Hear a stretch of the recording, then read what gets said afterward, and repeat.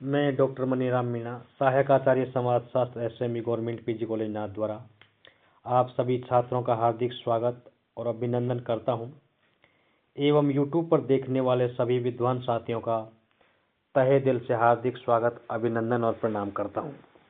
आज का हमारा टॉपिक है meaning and definition and characteristics of tribe, यानी जनजाति का अर्थ, परिभाषा एवं विशेषताएं, जो अनेक समाजशास्त्रियों, मानव शास्त्रियों एवं बुद्धिजीवियों के अनुसार इस प्रकार से है।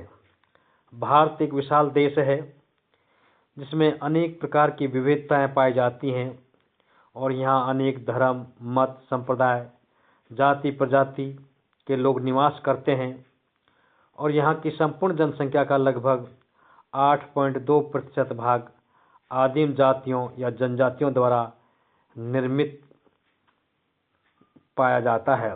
सन 2001 की जनगणना के अनुसार भारत में 8.43 करोड़ जनसंख्या जनजातियों की थी।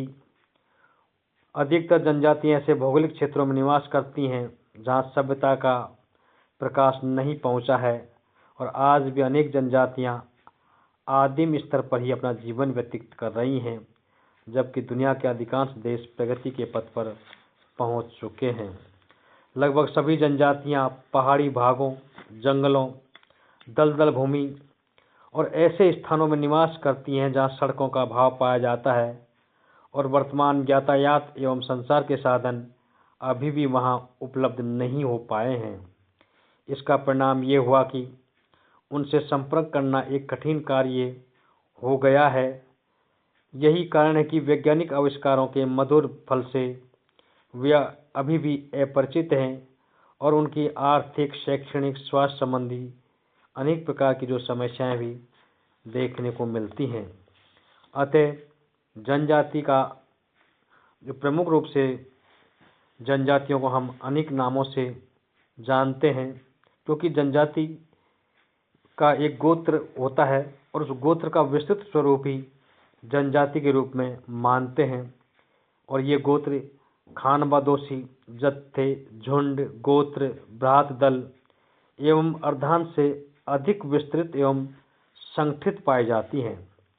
जनजातियों को आदिम समाज, आदिवासी, वन्य जाति, गिरिजन एवं पहाड़ी जातियों के नाम से, जनजातियों के नाम से जाना जाता है और भारतीय संविधान में इन्हें अनुसूचित जनजाति के नाम से पुकारा जाता है। डॉक्टर घुरिये ने इन्हें पिछड़े हुए हिंदू के नाम से बताया है। अतः जनजातियों की जो परिभाषा है वो इस प्रकार से है। फर्स्ट परिभाषा है डॉक्टर घुरिये के अनुसार।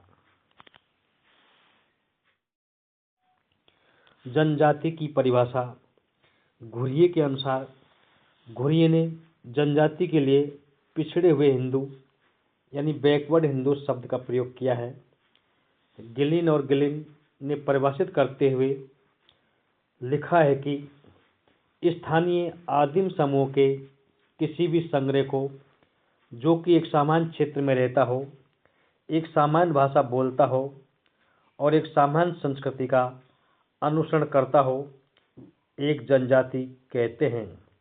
डॉक्टर रिवर्स के मतानुसार जनजाति एक ऐसा सरल प्रकार का सामाजिक समूह है जिसके सदस्य एक सामान्य भाषा का प्रयोग करते हैं तथा युद्ध आदि सामान्य उद्देश्यों के लिए सम्मिलित रूप से कार्य करते हैं।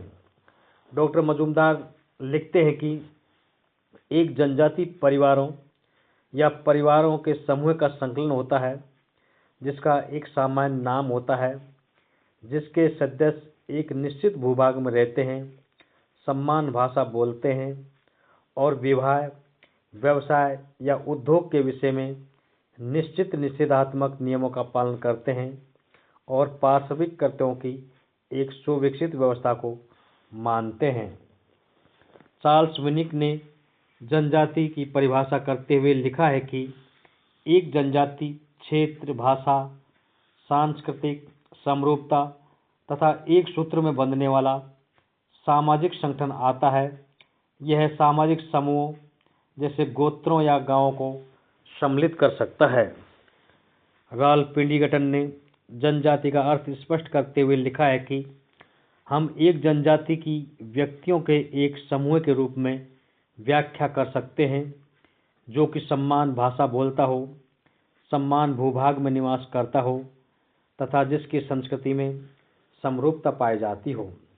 उपरोक्त परिभाषाओं से स्पष्ट होता है कि एक जनजाति ऐसा क्षेत्रीय मानव समूह है जिसकी एक सामान्य संस्कृति, भाषा, राजनीतिक संगठन एवं व्यवसाय होता है जो सामान्यतः अंतर्विभाग के नियमों का पालन करता है। जनजाति की विशेषताएं यानी कैरेक्टरिस्टिक्स ऑफ ट्राइब इस प्रकार से हैं और फर्स्ट पॉइंट है सामान्य भूभाग यानी फर्स्ट पॉइंट है।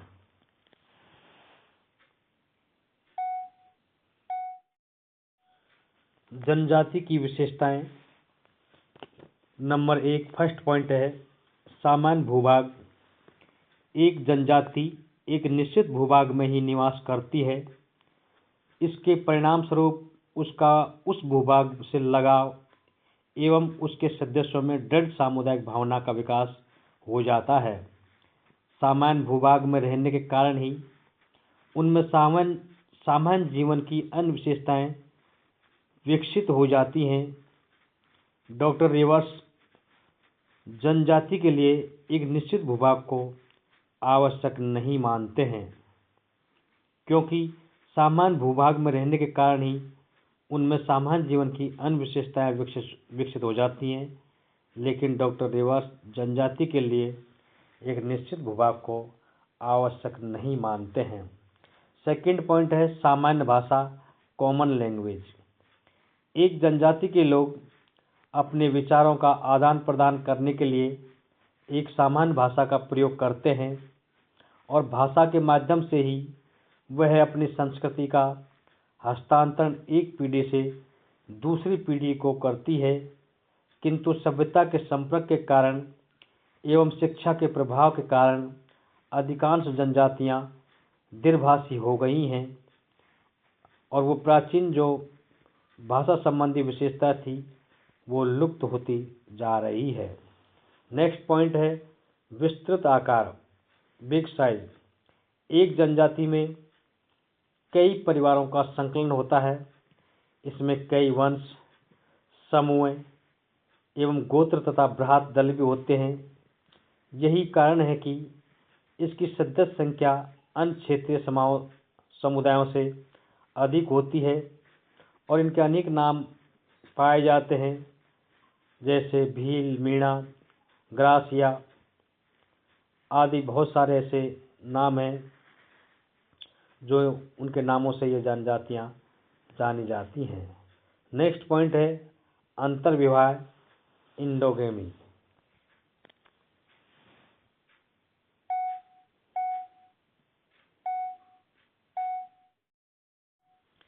नेक्स्ट पॉइंट है अंतर्विवाह यानी इंडोगेमी।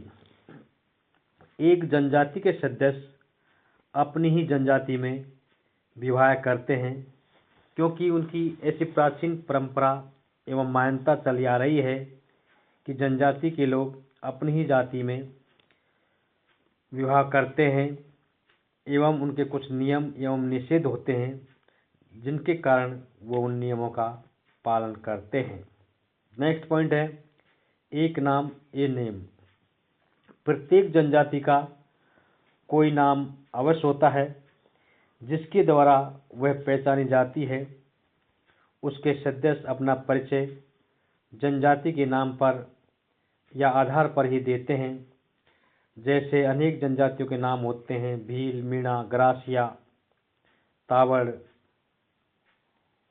ओरा हो, ऐसे अनेक इनके नाम हैं जिनसे जानी पहचानी जाती हैं। इनके गोत्र के रूप में होते हैं। वैसे आमतौर पर देखा जाए तो अन्य विभिन्न जातियों, सामान्य जातियों में भी उनको उनकी जाति विशेष के नाम से जाना और पहचाना जाता है। उसी भांति जनजातियों का भी एक नाम होता है जिसके आधार पर उनका परिचय करवाया जाता है। नेक्स्ट पॉइंट है सामान्य संस्कृति। एक जनजाति के सभी सदस्यों की समान संस्कृति देखने को मिलती है। उनके रीति रिवाज, प्रथाएं, लोकाचार, नियम, कला, धर्म, जादू, संगीत, नृत्य, खान पान, भाषा, रहन सहन, विचार, विश्वास, मूल्य आदि में समानता पाई जाती है। हालांकि वो क्षेत्र विशेष के आधार पर उन जनजातियों के अलग अलग रीति रिवाज, प्रथाएं, रहन सहन, खान पान, नृत्य एवं संगीत हो सकते हैं, लेकिन उसके बावजूद भी उस क्षेत्र विशेष में उनकी एक जैसी ये सांस्कृतिक विशेषताएं देखने को पाई जाती हैं या देखने को मिलती हैं। नेक्स्ट पॉइंट है आर्थिक आत्मनिर्भरता। एक जनजाति अपनी सभी आर्थिक आवश्यकताओं को स्वयं ही पूरा कर लेने में सक्षम होती है, जैसे शिकार, फल फूल एकत्रित करने, पशु चारण, कृषि एवं गृह उद्योग आदि के द्वारा अपनी आवश्यकताओं की वस्तुएं जनजाति के सदस्य स्वयं ही जुटा लेते हैं। यद्यपि कभी कभी वे अपने पड़ोसी समाजों से भी विनिमय करते हैं, लेकिन वर्तमान समय में ऐसा संभव नहीं है कि एक जनजाति अपनी सभी आवश्यकताओं की पूर्ति अपने आप कर सकती है, क्योंकि वर्तमान समय में वैश्वीकरण के दौर में चाहे कोई भी जाति हो या जनजाति हो, वो एक दूसरे पर आश्रित है, यानी एक दूसरे पर अन्योन्याश्रितता पर आधारित है। इसलिए वे अपने सभी आवश्यकताएं स्वयं नहीं कर सकती हैं। नेक्स्ट पॉइंट है राजनीतिक संगठन, पॉलिटिकल ऑर्गेनाइजेशन। एक जनजाति का अपना निजी राजनीतिक संगठन होता है। उसमें वे अधिकांश एक वंशानुगत उनका मुखिया भी होता है, जो परंपराओं का पालन कराते हैं, और पालन कराने के लिए वो नियंत्रण भी बनाए रखने का काम करते हैं तथा नियमों का उल्लंघन करने वालों के लिए दंड की व्यवस्था भी करते हैं। कहीं कहीं पर मुखिया की सहायता के लिए वयोवृद्ध लोगों का एक परिषद यानी काउंसिल ऑफ एल्डर्स भी देखने को मिलते हैं। कुछ विद्वानों ने राजनीतिक संगठन को जनजाति के लिए आवश्यक नहीं माना है, क्योंकि वर्तमान समय में प्रजातंत्र शासन व्यवस्था में इस प्रकार के जातिवाद के या जाति विशेष के जो संगठन या मुखिया अवश्य पाए जाते हों, लेकिन उनके पास किसी प्रकार की सत्ता संबंधी अधिकार और पावर यानी लुप्त हो गए हैं या उनके नियमों में शिथिलता देखने को मिलती है। नेक्स्ट और लास्ट पॉइंट है सामान्य निषेध। एक जनजाति खान पान, विवाह, परिवार, व्यवसाय, धर्म आदि से संबंधित समान निषेधों का पालन करती है, क्योंकि एक जनजाति का जो खान पान है, विवाह, परिवार, व्यवसाय, धर्म से संबंधित जो उनकी विशेषताएं पाई जाती हैं, वे विवाह अपनी ही जनजाति में करते हैं, और परिवारों का जो आकार है वो भी उनमें एक जैसा ही पाया जाता है। अधिकतर उनमें संयुक्त परिवार पाए जाते थे, लेकिन वर्तमान समय में शिक्षा के प्रभाव, औद्योगिकरण, नगरीकरण एवं पश्चिमीकरण के एवं वैश्वीकरण के प्रभाव ने उनमें परिवारों को भी तोड़ा है, और अन्य जातियों की तरह उनमें भी छोटे परिवार देखने को मिलते हैं। हम आपको अगले वीडियो व्याख्यान में अनुसूचित जनजातियों की समस्याओं के बारे में बताने का प्रयास करेंगे। धन्यवाद। थैंक्स।